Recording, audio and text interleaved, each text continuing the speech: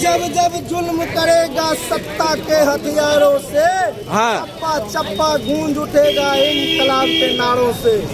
नरेंद्र मोदी जो जुल्म कर रहा है, इसका खामियाजा 2024 और 2025 के चुनाव में उसको देखने के लिए मिलेगा।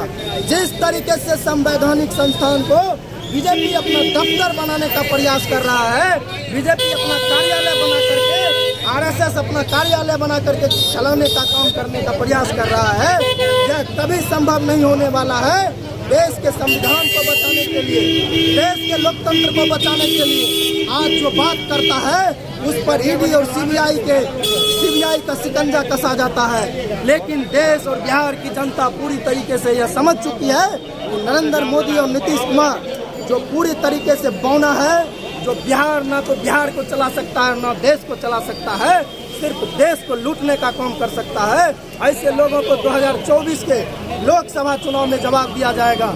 आपको याद होगा नीतीश कुमार और तेजस्वी यादव जी के नेतृत्व में जो 17 महीने सरकार चली, उस सरकार में तेजस्वी यादव जी के नेतृत्व में उन्होंने कहा था 2020 के चुनाव में कि हम जब सत्ता में आएंगे तो हम 10 लाख रोजगार देने का काम करेंगे। और उसी वादे के साथ तेजस्वी यादव जी जब नीतीश जी के साथ आए तो नीतीश कुमार को भी गांधी मैदान में 15 अगस्त के दिन कहना पड़ा कि तेजस्वी यादव जी ने जो वादा बिहार के लोगों से किया है, उसको पूरा करने में हम इनके साथ हैं और इनका वो वादा पूरा होगा। फिर भी क्यों छोड़ करके अलग चले गया? तेजस्वी यादव जी मात्र 17 महीने में उनके नेतृत्व में जो नौकरियां मिली, जो रोजगार मिला, इससे पूरा बिहार खुशहाल था। लेकिन यह चीज़ न तो नीतीश कुमार को अच्छा लगा और न बीजेपी को अच्छा लगा, और उसने उस सरकार को तोड़ करके, क्योंकि बीजेपी को लगा कि अब हम जो है बिहार सहित पूरे देश से उनका सफाया होने वाला है। इसी चीज़ से बीजेपी डर गई और उन्होंने षड्यंत्र करके नीतीश कुमार को अपने चंगुल में लेकर के गठबंधन को तोड़ने का काम किया। लेकिन तेजस्वी यादव जी का काम बोलता है। तेजस्वी यादव 17 महीने में जो कार्य किए, वह नीतीश कुमार 17 वर्ष तक बीजेपी के गठबंधन में रह करके भी नहीं कर पाए। या आज पूरा बिहार का जनता, पूरे बिहार का युवा आज सिर्फ तेजस्वी यादव जी को इसका क्रेडिट दे रहा है।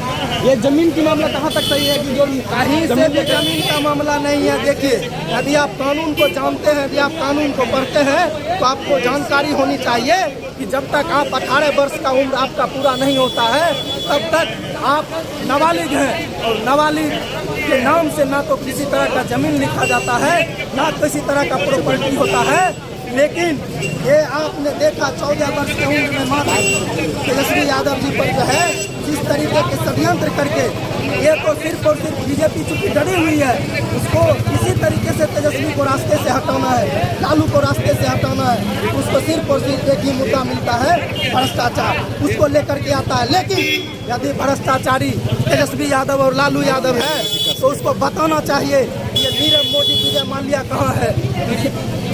नीरव मोदी और विजय माल्या जो देश को लूट करके चला गया, उसके पीछे नरेंद्र मोदी का ईडी और सीबीआई आज तक एक बार भी उसका पीछा क्यों नहीं कर पाया। इसका जवाब नरेंद्र मोदी देंगे क्या?